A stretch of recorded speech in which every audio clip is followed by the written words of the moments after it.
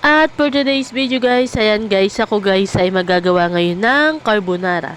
At dahil ako'y sinisipag at nakikrave ako ng carbonara, tayo guys ay magluluto ngayong araw. Tara, let's! At dahil guys, meron tira akong pasta nung nakaraang birthday ng aking anak. Ayan guys, kalahati pa siguro ito, kalahating kilo. Tapos, may mga tira-tira din akong mga ham at saka giniling. At kung ano lang yung guys na laman ng aking rep. At meron dito sa akin, tindahan, ayun guys, yung aking ipanglalahok.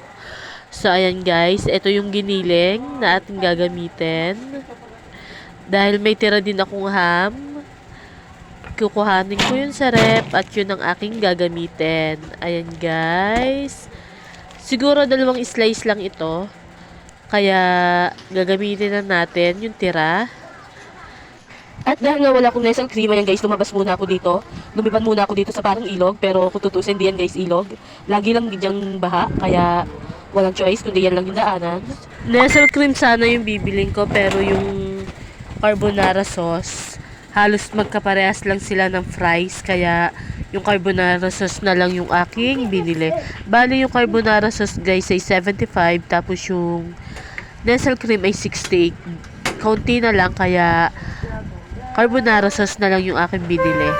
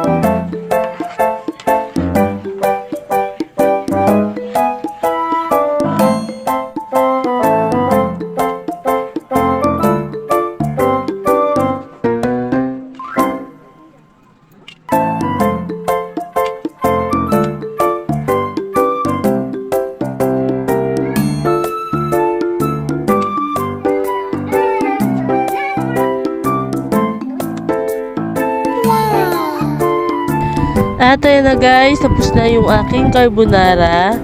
Dahil 3 pamilya kami dito, sigurado ubos yan guys. At saglit lang yan guys, parang hinangin. Yan guys, kain na tayo.